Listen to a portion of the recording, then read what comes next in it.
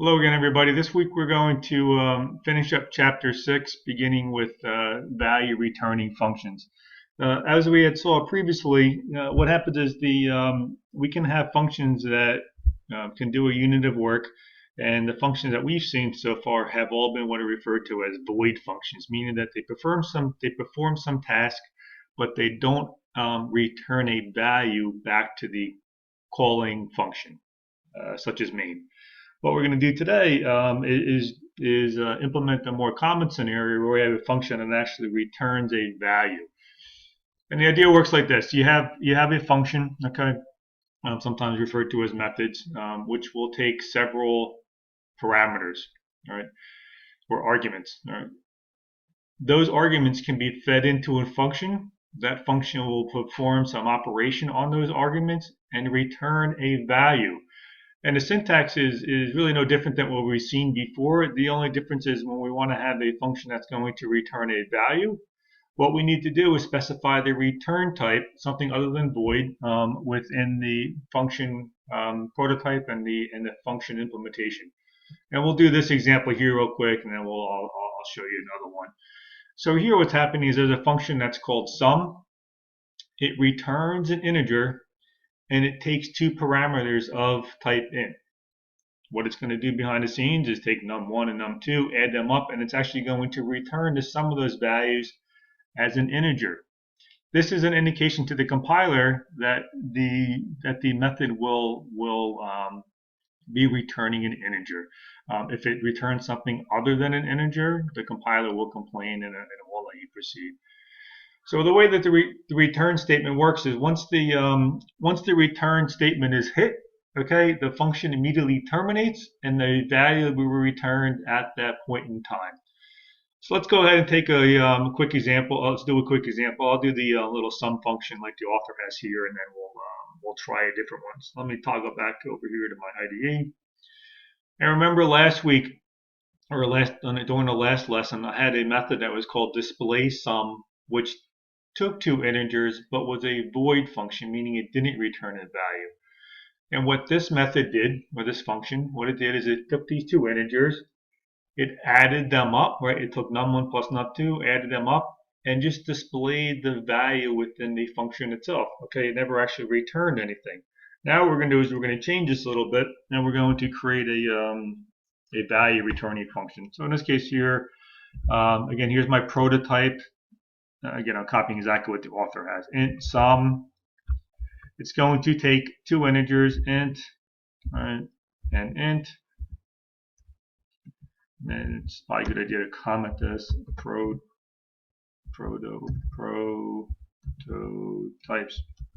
Just comment that. All right, let me go ahead and provide the implementation for this. All right. It's two numbers and returns the result. Keyword being that it returns the result. All right, so let me provide the implementation here. So this is going to be int sum. It's going to be taking an integer parameter. We'll call it num1. That works. And another integer parameter num2. Integer parameter num2. All right. Right now, I'm going to currently let me save this. Right now, the compiler is going to complain. No, actually, it's not complaining yet. IDE is good about that. All right. All right. By doing this, what happens is when I specify that this is an int, okay, my function must return an integer. If I don't, I'm going to get a compiler error. So remember, these variables here, num1 and num2, those are local variables to my function that's called sum. So let me create another local variable, which is just going to equal the sum of these two guys, sum num1 plus num2. And imagine that I'm done with my method here. If I go to compile this thing, I should get a compiler error.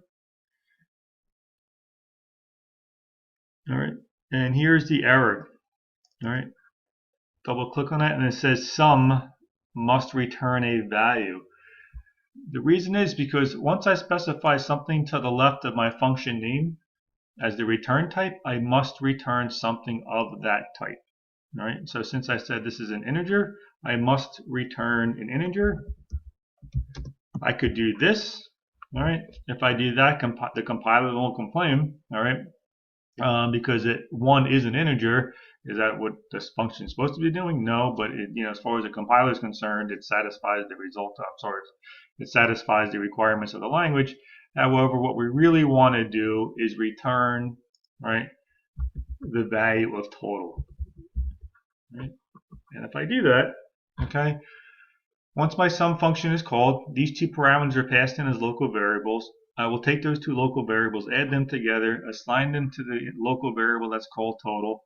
Execution then jumps down to here to line 22. I then return the value of total, okay, which is an integer, right? It matches the return type. I will then return the value of total. So let me go back up into main and actually invoke the sum function, because right now it's just sitting there in memory as a resource to use, but I'm never actually going ahead and calling it. So let's do this. Let's call. Oh, I'm going to do this today. So let's begin.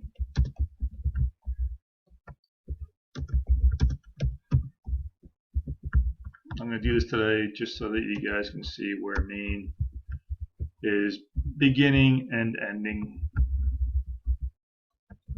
Beginning and end. All right. Now what happens here? Watch. I'm going to call the function that's called sum. I'm going to pass in the values 10 and 20. Oops, 10 and 20. That works. Okay. The reason is because the sum function is expecting 2 integers. If I'm providing 2 integers, we're good. Right. Let me build this thing and run it and show you that even though I'm calling a sum function, we don't actually see the result that we're anticipating probably. So what happens here? I see begin main and end main. Why don't I see the total of those two values? Because what happens is once execution comes down to line 10, it hits the sum function. Execution then jumps down to line 21. We do all of this work here, and then total is being returned. However, I'm never actually capturing the value of the sum in a local variable within my main method. Since I'm not actually capturing it, that variable essentially is just being, or the return value is essentially being thrown away. So what I want to do is something like this. I'll say int result, or let's do int total is equal to the sum of 10 and 20. Let's display what total is. Total equals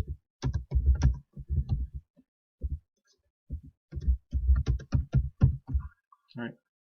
Now what happens is when I build this, once execution comes down to line 10, the sum function will be invoked. Execution then will return back to line 10. The return value from the sum function will be stored in a local variable that's called total. All right. I will then go ahead and use total within my program. In this case here, what am I doing? I'm just displaying the value of total to the console. So now this is how you can capture the value of a value returning function. All right, so in high level, that's the basics of how functions work. Let's go ahead and take a look at another example, and I have a little method here that I created, which will take a character that is being passed into it, and what it will do, it will convert that character to a uppercase character. So let me first go ahead and provide the prototype up here. By the way, too, so functions can return void, right? Functions can return primitive types, ints, floats, doubles, bool variables, those types of things, and it can also return object types, meaning things like strings and other types of objects, which we really won't cover so much in this course, but in further courses you'll see how we can create your own types of objects, or things like file objects and your own custom objects, those types of things. All right, so let me create the prototype for my method that is going to convert a character to uppercase. So I'm going to call it to upper, and it's going to take a character, right? So there's my prototype, right? So the function is going to take a character as a parameter, and it's going to return a character as its return type. What is this little thing over here? Okay, that's fine. Let me flip over here to what's called the ASCII character code. I don't know if I ever showed this class the ASCII character code yet, but in most languages, characters are represented by what's called the ASCII character code set, meaning that there's a relationship between a character that you see and the underlying number that it represents. The ASCII character codes go from 0 up to number 127. So there's 128 different what are called ASCII character codes. Some of them are non-printable characters, like for example the beginning characters here. So like null is equivalent to 0. Where's \10? So 10 is the line feed, which in conjunction with 13 is equivalent to like a new line character. All right. Then they have backspace, which is character 8. So those are non-printable characters. The ones we're concerned about are like from 33 and up. And more important, let's take a look at the numerical. I'm sorry, the letter character types. So beginning at decimal number 65, this is where capital letter A begins. The next one, decimal number 66, this is where capital letter B begins, so on and so forth, until we get up to decimal number 90, which corresponds to the letter Z. Then we have a couple of other printable characters that are within here, and then the next lowercase character that we want to see is letter A begins at 97, lowercase b is at 98, and the uppercase Z, okay, is at 122. And we can use this table to our advantage here because this is how characters are stored by default within the C or C++ or Java, programming languages, so a standard character set. And I can see that the difference between the lowercase letter A, and uppercase letter A is a difference of 32, right? Between 65 and 97 is 32. Between B, lowercase b, and uppercase B, that's also a difference of 32. Between lowercase c and uppercase c, right, that's also a difference of 32. So the offsets are the same. That's the point that I'm trying to make here. So what I could do is I could check and see, okay, if somebody's passing in a lowercase character, meaning that it's something between numbers 97, right, and 122, if they pass in anything within that range, I could convert that to an uppercase character by just taking that value and subtracting 32 from it. So if somebody passes in a lowercase e, if I just take the value of 101 and I subtract 32, that will give me the uppercase e, which would be 95. So that's how the ASCII character code is set up. Let's go ahead and implement this example together real quick. So I'm going to copy this thing down here. Let me provide the implementation. Converts a lower letter to uppercase. If somebody passes something in that's not a letter, right, they pass in the exclamation point or a number 3, we won't do any conversion there. All right. So let's see this letter. You'll see that now I've tried to use copy and paste to my advantage. So now I just copy the prototype down to my implementation, and that's just kind of like a shortcut. All right. So what's going to happen here is, and this is a good example of how you can show you how we can have more than one return statement within our function. However, we'll only return one value.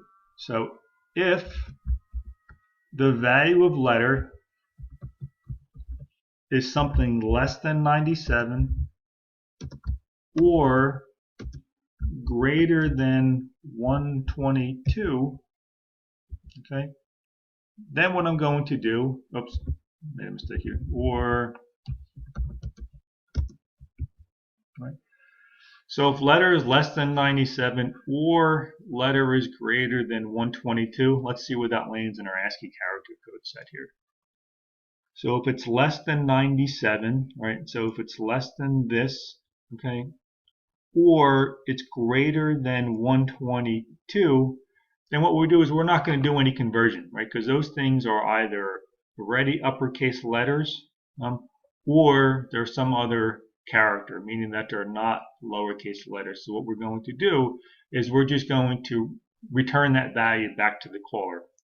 If it is within this range of 97 to 122, then what we're going to do is we're going to calculate the offset by subtracting 32 from it. So what's going to happen here is that, remember, so in this case here, a letter less than a 97 or greater than 122, we're not going to change a character because it's not a lowercase letter. Okay. So what we're going to do is we're just going to return back this guy, okay, to the caller. If line 31 evaluates to false, okay, then we need to have an else condition. And in this case here, what are we going to do? We're just going to return letter minus the offset, which is 32. These are ASCII character codes, so it's fine to hard code something like this, all right, where you can make this thing a constant if you wanted. All right, let me flip back to the bookshelf here, and there's a good note in here that the author has. Okay, that's not it. Where is the? Okay, this is the keyboard, all right? It says, although several arguments may be passed into a function, only one value may be returned from it. Well, it kind of looks like what I did is incorrect then, right? Because it looks like I'm returning more than one value, but I'm not, right? Because what's going to happen here is either this return statement is going to execute or this return statement is going to execute, but not both, all right? So if somebody's passing in a letter which is going to evaluate this expression, this if statement to be true, then this is going to be returned. This guy down here will never get executed. If this evaluates to false, then what's going to happen is this is going to be returned from this function. So only one of two different things is going to be returned from this function, independent of the number of arguments that are being passed in here. In this case here, I'm passing in one argument, or formally one parameter. But I could pass in multiple parameters if I wanted to. But anyway, the key thing is that you can only return one value. So let's go ahead and let's go ahead and call this thing. All right. So let's go back into here. Get rid of that, and let me create a couple local variables just so you can see how this works. So here I have a local variable. I'll call this one, character 1, and I'll assign this to the value. I'll assign this to value lowercase z. Then I'll create another local variable c2, and I'll assign this. Let's make this one that's already an uppercase letter b, and then let's create something that's not even a letter, and let's assign this something like this. Let's do this like a curly symbol or something like that. Right. So here I have three characters, right? C1, C2, and C3. Each one of them are referencing different underlying characters. Let's go ahead and convert each one of them to uppercase. Right? So let's do this. Let's do C out, C1 to upper. Right, so I'm calling to upper, and that's equal to, and now what I'm going to do is I'm actually going to call the to upper function here within the inline within my C out statement, and I'm going to pass in my local variable C1. All right. And again, just to be lazy, I'm going to carefully copy and paste this down 2 more times. I'm going to make this C2, and numlock as well, C2, C3, C2, oops, and C3. So let's think about what's going to happen here. So on line 12, I'm going to display the current character for C1, which will be lowercase z. Then I have just a little string here, which is saying, to upper, right? And then I'm going to call the actual to uppercase method, the to uppercase function over here, passing in the local variable C1. So execution is going to jump down here to line 32. We're going to be passing in lowercase z. Is lowercase z in between this range? Or actually, is lowercase z outside of this range? No, it's not. So what's going to happen? Execution is going to come down here, and we're going to take lowercase z and subtract 32 from it, and return that value, which would be uppercase z. Then execution is going to jump back up to here. Actually, technically it's going to come back to the cout statement, finish off, and then come down and do the same thing on line 13, and do the same thing on line 14. So let's execute this and see what happens. So z should be changed to uppercase z. B is already an uppercase character, so this won't actually be changed at all. And C3 is something that's not even a character, so that won't be changed either. So if we execute this here, okay, we convert, z gets converted to uppercase z, b doesn't even get changed, and my closing curly brace just remains as a closing curly brace. So anyway, so that's how you can return values from functions. And again, just to reiterate what I mentioned before, you're not restricted from returning primitive types, right? You can return object types such as classes and files and custom classes and all those types of things, but that's covered in a different course. All right, next we're going to cover is the concept of global variables. And in this example here, I'm not going to actually provide an example within the IDE. I'm going to use the example that the author has. So remember, up to this point, all variables that we have seen have all been local to our functions, whether it was main or any of our functions that we defined ourselves. And a local variable is something that is local to the function, all right, meaning that other functions can't see the variables that are inside of another function, all right, they're local to that particular function. We can also have what's referred to as a global variable, okay, which is something that's defined outside of all functions in our program, which means that they're visible to any function within our program. So you can kind of think of these as a variable that's shared across any function within our program. Global variables in general are a very poor programming methodology. The reason is because, and I think you'll see in a second when we look at the author's example, is because what happens is with a global variable, any part of your program can make changes to that variable, and then it becomes very, very difficult to debug if the value of variable changes. You don't know which function caused that to happen. So let's take a look at how a global variable, would be defined and declared. So here we have first thing we have on line 7, this is a prototype which is just called another function, all right? And then there's a global variable defined as type integer, it's called num, and is assigned a value of 2. You'll notice that this variable here, right, this is kind of different. We've never seen something like this where it's actually defined outside of our method main, our function main, or even our other function declaration down here, which is called another function. All right, so that's what makes this a global variable, is being that it's defined outside of all the functions within our program. Right? And here's how we would use something like this. So here's a main method. All right, cout, in main num is num. What is num equal to? Well, num is equal to 2, so this is going to display 2 over here. Then we jump down to here, and there's a function that's called another function. That's going to get invoked. So we're going to have to jump down here into this function that's called another function.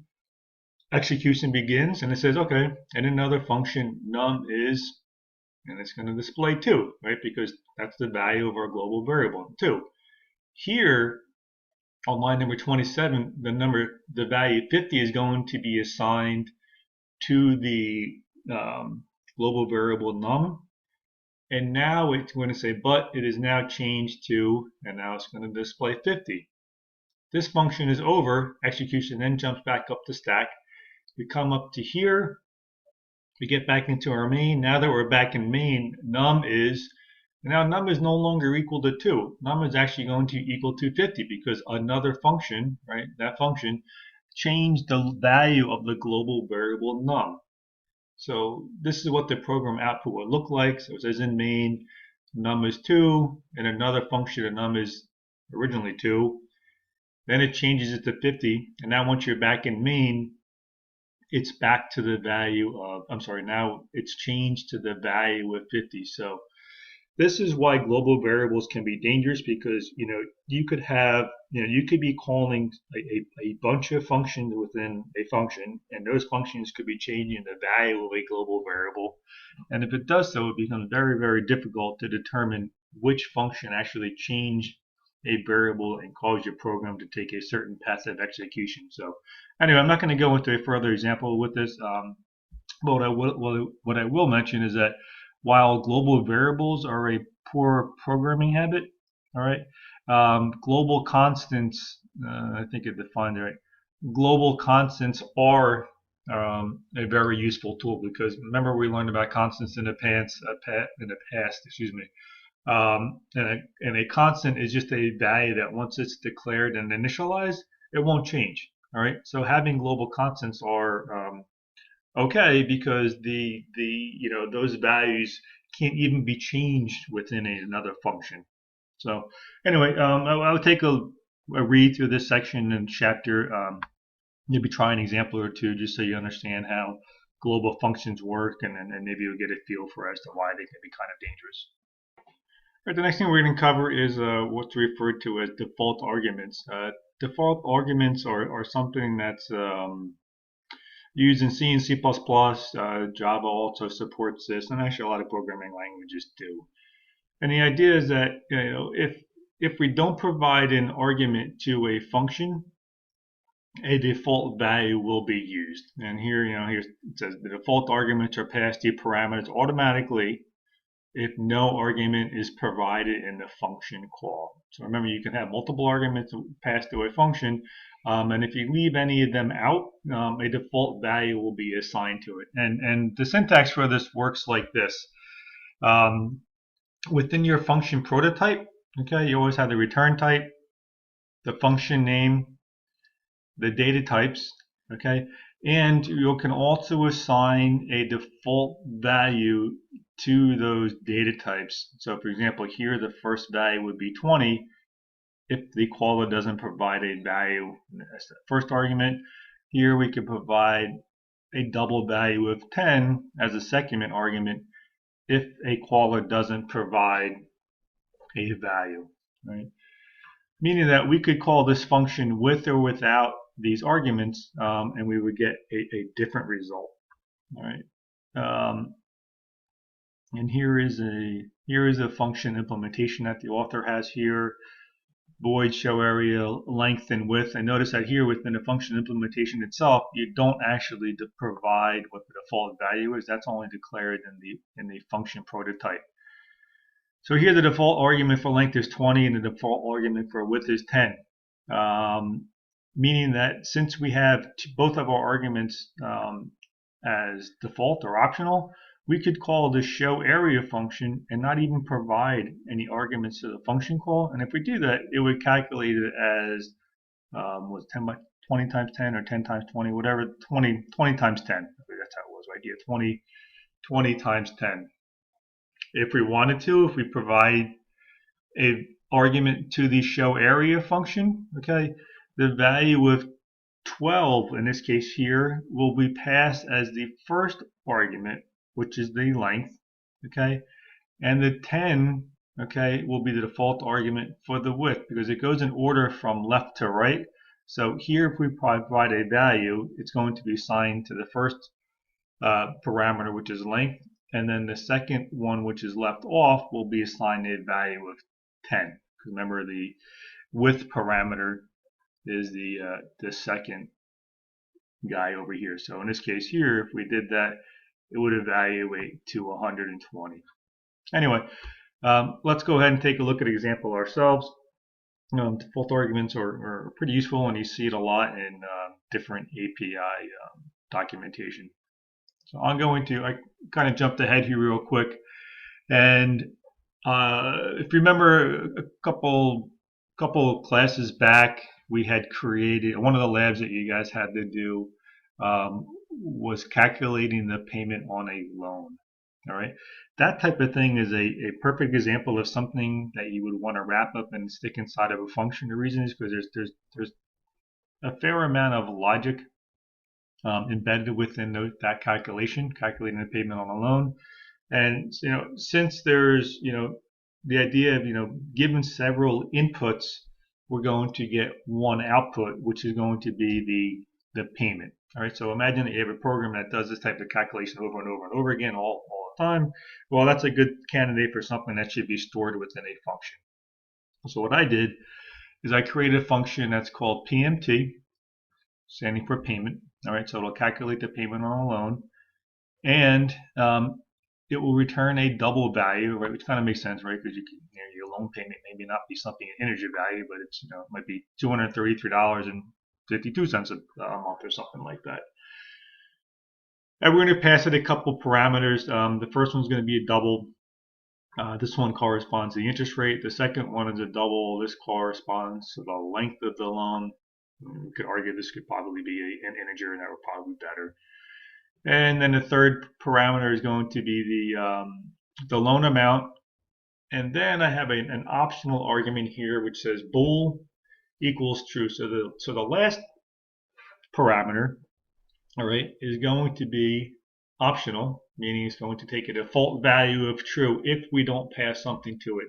And this thing here is going to indicate whether or not this is a loan that should be calculated on a monthly basis or an annual basis. And the way it's going to work here is that if this is equal to true, let me double check how I did my implementation here. If this is equal to true, then it's going to be an annual payment. If it's equal to false, then we're going to convert the interest rate to 1/12 of the interest rate, and we're going to convert the period to multiply it times 12. And I think once you see the example, it'll make some sense to you. All right, so this is the prototype. Let me show you the implementation. I'm not going to spend a lot of time on the implementation because this is just about the default parameter, which is important here. All right. So here's the comment. It calculates the payment on a loan using a default parameter. So the interest rate, okay, which is a double, the number of periods, which I defined as a double, and the amount of the loan are all required parameters. This guy down here at the end, this is optional, or what's called the default parameter. So if somebody doesn't pass in an argument in this function call, the default value of true, which is defined in the prototype, will be passed into the function. And it returns a double, of course, right, the loan amount. So this is where the default parameter is going to come into play here, right? So if the value of annual, okay, is not equal to true, then what we're going to do is we're going to convert this into months. How do we convert it into months? We're going to take the interest rate and we're going to divide it by 12, okay? And we're going to take the number of periods, okay, and multiply it times 12, all right? So this is where we're going to use the last parameter, which is going to be a default parameter. If somebody does pass in false, okay, that means that the values that are being passed in are in fact, already in terms of, in monthly terms. All this stuff down here, this is just the calculation of the loan. Again, you can refer back to the previous lab that we did if you want to see how the loan gets calculated. And then what it does is just going to return a numerator divided by the denominator, which evaluates to be the amount of the loan. So let's go ahead and call this, and let me show you we can call this with sort of with and without the default parameter at the end. So let me go into main here. Let me create a couple local variables just to store my interest rate. So double I'll call this interest rate. Why not just call it I rate for interest rate. And let's make that, I don't know, make it 6%. That's fine. Make that 6%, double periods. And I'm going to make this equal to, I'll make this equal to 4. All right. Double amount is equal to 10,000. And we're going to calculate the loan payment. So we're going to say double payment is going to be equal to, all right, I'm going to calculate the payment on the loan. Excuse me. We're going to invoke the payment function. We're going to pass in the interest rate. We're going to pass in the periods. We're going to pass in the amount. And we're going to pass in, let's leave this as false. No, let's do this. Let's make this not use the default. So we're going to pass in the value of false. All right. Let me do this. Now, this is going to be kind of unrealistic if I use these values here. Right. Let's make this something smaller. Make this 1/2 of 1%, and let's make this 48. All right. So the first time that we call the payment function, we're going to be using an interest rate of 0.005, right, meaning 1/2 of 1%. The number of periods is going to be equal to 48. So this is like a 48-month car loan. You can think about it that way. And the amount of the loan is going to be the $10,000. Right? We're going to call the payment function. All right. When we call the payment function, all the logic that's embedded within calculating the payment on a loan is embedded within this payment function. We don't really need to care so much about how it works. We just need to know how to call it. All right. So when we call this function, we have to pass in the first parameter, which is the interest rate, the second parameter, which is the number of periods, the third parameter, which is the amount, and then optionally, I can pass in the fourth parameter. And if I don't, the thing is, if I don't pass in the fourth parameter, well, sorry, if I don't pass in a fourth argument here, the default value will be true. Since I am passing in a value here, which is going to be false, okay, it's going to override the default value of true, and it's going to pass in the value of false. So being that I'm going to pass in the value of false, this is not going to convert the interest rate into the periods into months, because this is really something that's already in monthly terms, because it's 48 months at 1/2 of 1% over the 48 periods. So let's display what the value is of the payment. So here my loan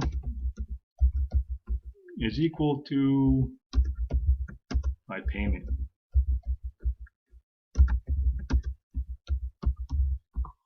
All right, let's do this. Let's call this the monthly. My monthly loan payment is going to be equal to whatever the value of payment is. So remember, when the PMT function is executed, the return value will be stored in this local variable that's called payment. Right? So let's see what we get here. So if we do that, the monthly loan payment is going to be equal to $19.53. Something doesn't sound right there. I must have an error somewhere. Let's go ahead and take a look at this. All right, so let me take here's a good bug. So my interest rate is 0.005. That looks right. Periods are equal to 4. Maybe I have an error in the payment. And by the way, too, nice thing about your IDE is as you get more and more functions into your IDE, you can then go ahead and navigate to those functions by clicking on this little drop-down value over here, and it'll drive you into the function. Oh, all right, I did it backwards. All right, this is not annual. So if I'm passing in false, okay, this is going to convert it to true, which would convert it to 1/12.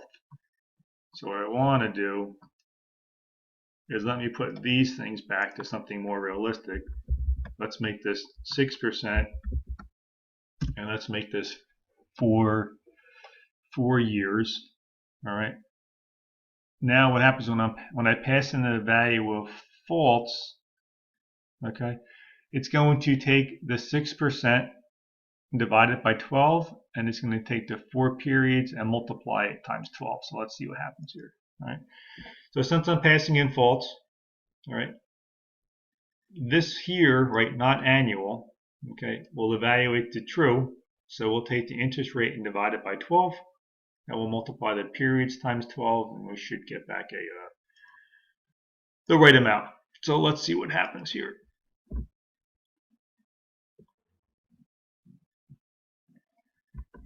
Control F5. That looks right, right? So the monthly payment is $234.85. You can check this online. It looks like it's about right. All right, so that's good. What happens here? What if I leave this off? Okay, if I leave this off, what's going to happen is the default value, okay, of true will be passed in. Right? Since the default value of true is being passed in, it's expecting that these values here should already be in monthly terms. So what I want to do is put these back into monthly terms. Right? Make this 48. All right. Now if I look at my payment function, right, what's going to happen is this value here is going to be passed in as true, right? Because that's going to be the default argument. Not true evaluates a false, so this won't execute. Okay, this the block of this if statement won't execute, so no conversion will take place, and it'll just calculate the value of the loan based upon the parameters being passed in. So there won't be any conversion. So let me go back up to my main method here. So essentially the way it's working, it's going to treat it as if the values being passed in or monthly values. And if we do this, using these values here, we should get back, I think we should get back exactly the same exact amount, which would be the $234.85. And we do. And you can see that, this is being calculated in monthly terms because, right, we did not pass in the optional argument at the end of my payment call, which is equal to true. One thing that's worth mentioning, and the book talks about this too, is that you can have more than one default argument in your list of, you can have more than one default argument within your list of parameters here. The only restriction is once you have a default argument in your list, okay, everything that comes after that must also have default arguments. What I mean by that is I can't make like this equal to some default value and then have something that doesn't have a default value come after it. If I do, the compiler will complain and you get some kind of error message here, error default argument not, right? So it says error default argument not at end of parameter list. So if you want to have default arguments, they need to be at the end of the parameter list. So if I wanted, let's say I wanted to have 2 default parameters, I could do that. And I could have it look like this, all right? And by doing that, I would actually have more than one default parameter within my list. Screen's getting a little bit busy here, so let me remove a couple things from here. I'm gonna clean this stuff up here. So, well, you know what? Let me leave it in here because we have plenty of room to put these functions in here. All right, I want to talk about what's called overloaded functions. So what happens is in C++, C, Java, there's a notion of what's called overloaded functions.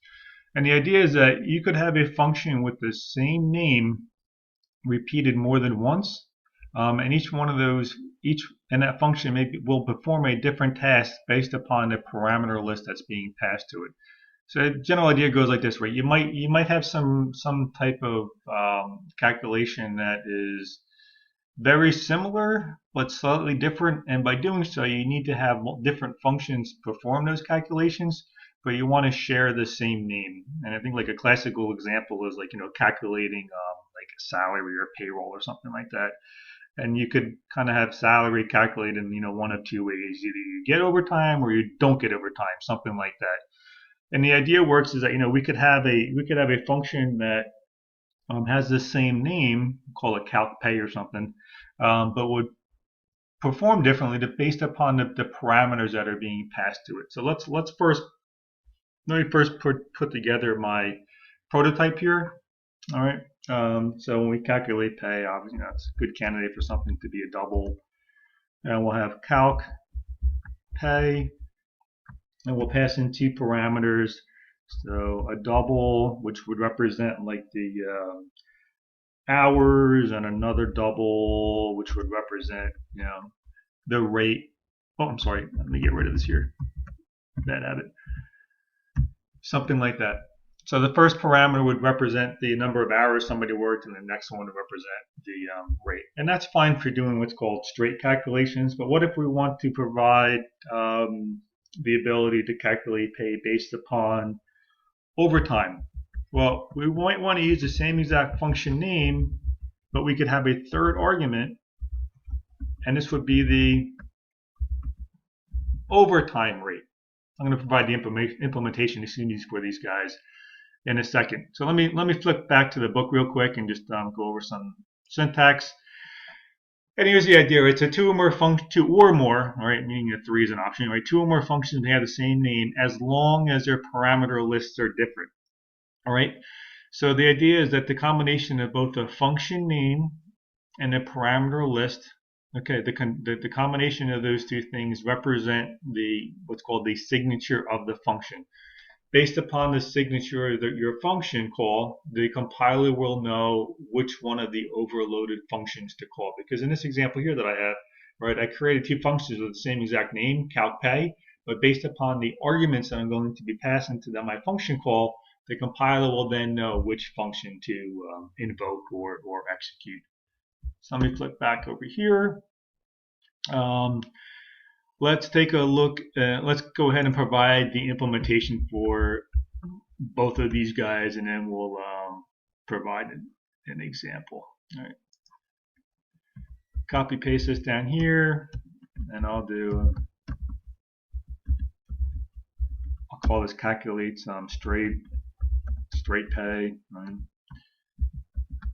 And then this one is going to calculate optional overtime pay. All right, so if somebody works more than 40 hours, we're going to calculate overtime for them. All right, let me get the definitions out of the way here. Let's do the easy one first.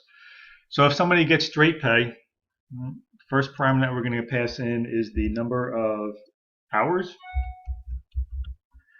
And they are going to we're going to pass a second parameter, which is the rate, or you can think this is the hourly rate. Well, if somebody gets straight pay, the calculation of their pay is just going to be equal to hours times rate. We don't really even need to have like a local variable here to capture the total salary or the total pay. We can just simply say return hours times rate. That's it. All right, so that satisfied the compiler. Hours times rate is equal to a double. This function has to return a double, and we're good. All right. So the idea, the way that this works here is that if somebody gets straight pay, if they work 10 hours, their rate is the same as if they work 60 hours. It doesn't change. Okay, that's the idea.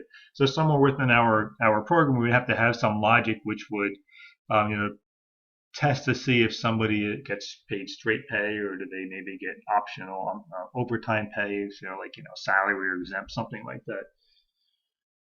So again, just to mention again, so what corresponds to what's called the signature of the function is the name of the function and the parameter list.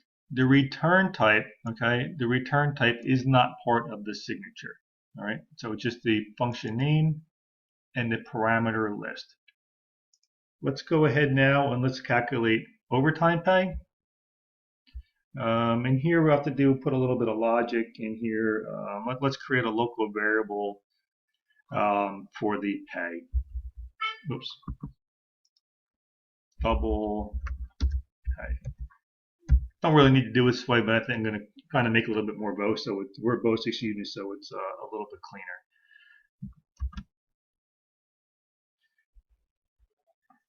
The next thing we need to do is figure out, based upon the number of hours worked, how many hours will they get paid at, the regular rate, and how much will they get paid at the overtime rate. And the format of this will look like this. So if, all right, wait, I need sorry, forgot the parameters. So we have hours, rate, and then this will be the overtime, their overtime rate. All right, so if they have hours greater than 40, all right, we're going to calculate their pay a little bit differently than if the hours less than 40. So their pay would be equal to, so the first 40 hours will get paid at the regular rate, and then their pay for the remaining 40 hours, which would be the remaining hours would be hours minus 40, right? So that's all the overtime hours times the overtime rate. Let me throw this in another pair of parentheses. All right. So this is how we could calculate their overtime pay, right? So line 71 will be their straight pay, and line 72 will be added to include their overtime pay. If their hours are not greater than 40, right, then we just calculate their pay as hours times rate. Else pay is equal to hours times rate. By the way, you'll notice that this calculation, hours times rate, is exactly the calculation as the calc pay function on line 63. If I wanted to, I could just invoke that function here, and it would perform the same task, but since it's only one line of code, it's pretty straightforward. So here I'm just going to return the pay, and we're done. All right. So now we have two different ways to calculate pay for an employee. Let's go ahead and invoke both of these methods, and then let's see what happens. So I go up to my main. Let's get rid of this stuff that we have here. Get rid of this. And let's create some local variables for pay 1, and maybe we'll do pay 2, and pay 3. So let's create a couple local variables here. We'll do pay 1, pay 2, pay 3, and then we'll also include the hourly rate. Use some nice easy numbers, so we'll just use 10, right? So $10 an hour or whatever. And what we'll do is for pay 1, we're going to say pay 1 is going to equal to calc pay, right, of just, let's just do 30 hours times the hourly rate. Pay 2 will equal to calc pay of 50 hours, right, and the hourly rate. That's straight time, right? There's no overtime involved there. Pay 3, okay, is for somebody that can earn overtime. So let's imagine this person works 50 hours. Let's give them, we have to pass in the hourly rate. And then we need to pass in the overtime rate. Well, the overtime rate is just going to be the hourly rate let's just do the standard times 1.5. All right. So the way that this should calculate is that pay 1 should be equal to what, 300. Pay 2 should be equal to 500. Pay 3, the first 40 hours will be paid at $10 an hour, so that would be 400. And then the last 10 hours would be paid at time and a half, which would be, 10 times 15, 150. So the total pay would be $550, right? So let's display these two guys here. Pay 1 equals pay 1. Let's do that for pay 2 and pay 3. 3, 2, 2, 3. Let's see how that works.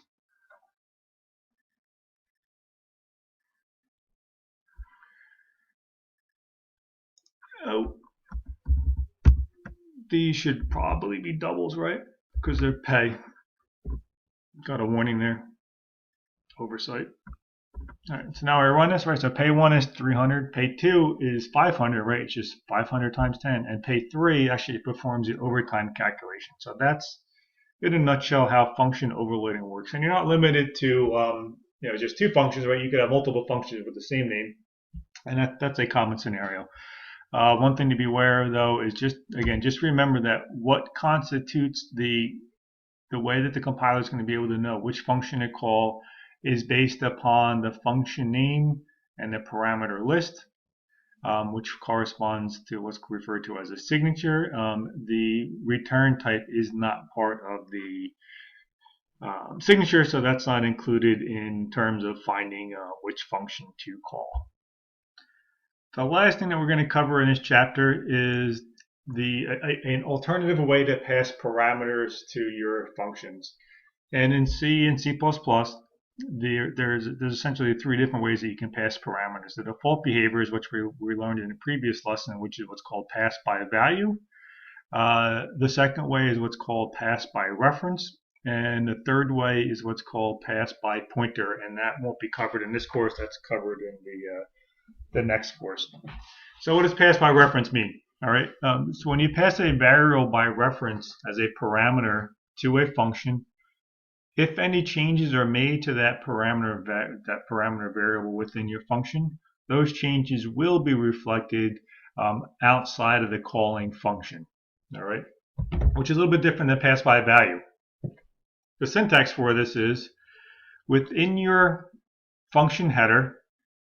What you need to do is you need to specify, along with the return type and the function name and the parameter type, you also need to specify the ampersand before your parameter name. That tells the compiler that the parameter being passed in is being passed in by reference, meaning that any changes to that parameter, okay, will be reflected outside of your function call.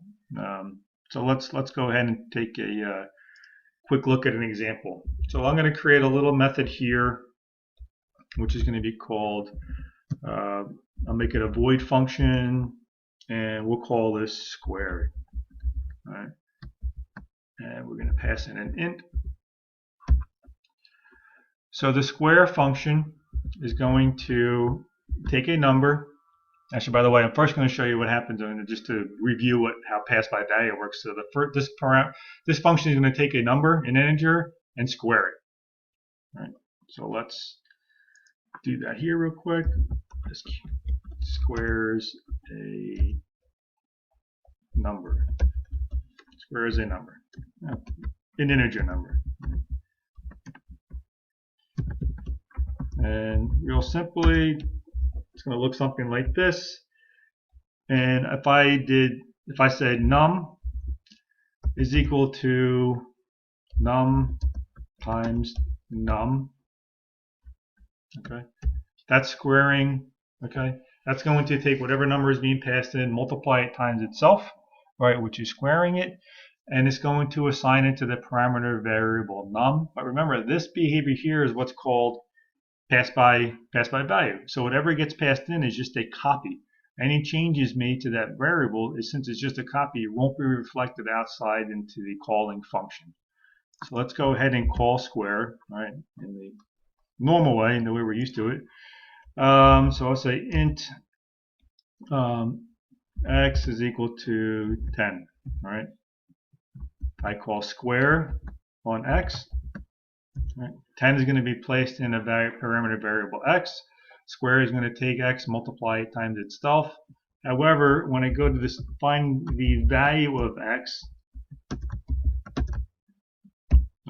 here x equals x, and the default behavior is in what's going to happen to the parameter variable x? Nothing, right? Because it's just passed by a value. X is going to start, let's do this.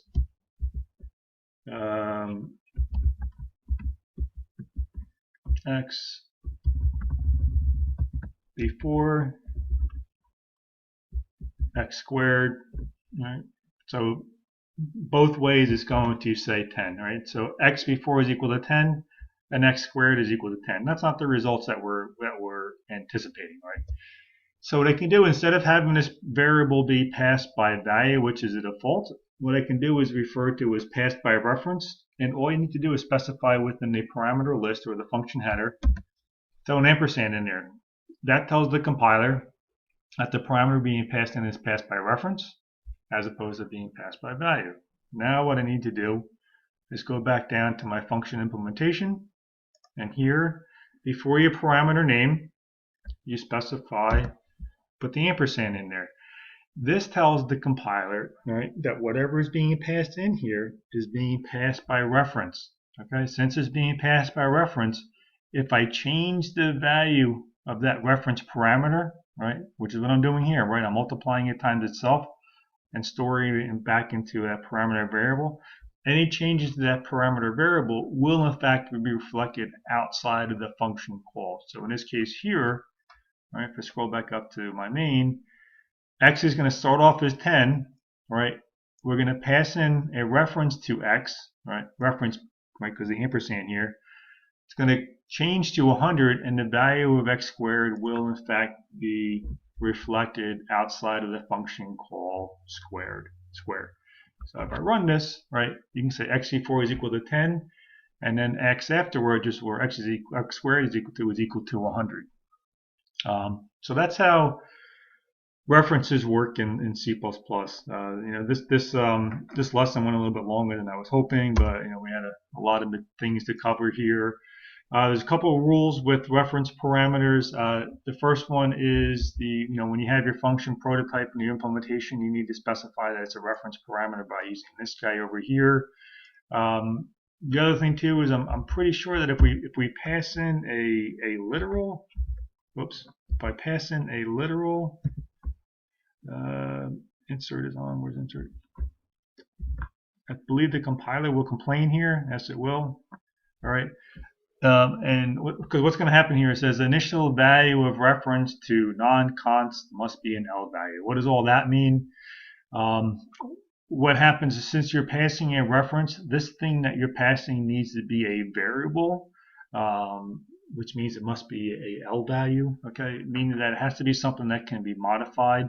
So a constant cannot be modified. So the things that you pass as parameters as a reference to a function, they need to be variables and not, they need to be variables and they can't be constants. Other than that, that pretty much wraps up how references work. References are super useful. This is one of the ways where sometimes you have a function which you sort of want to have return more than one value or modify more than one value, and references and pointers allow you to do that. As opposed to pass by value. So anyway, that wraps it up for this week. I know we covered a lot. Next week we're going to begin talking about arrays, which is an important topic. We're going to spend quite a bit of time on that. That's it. Have a good week.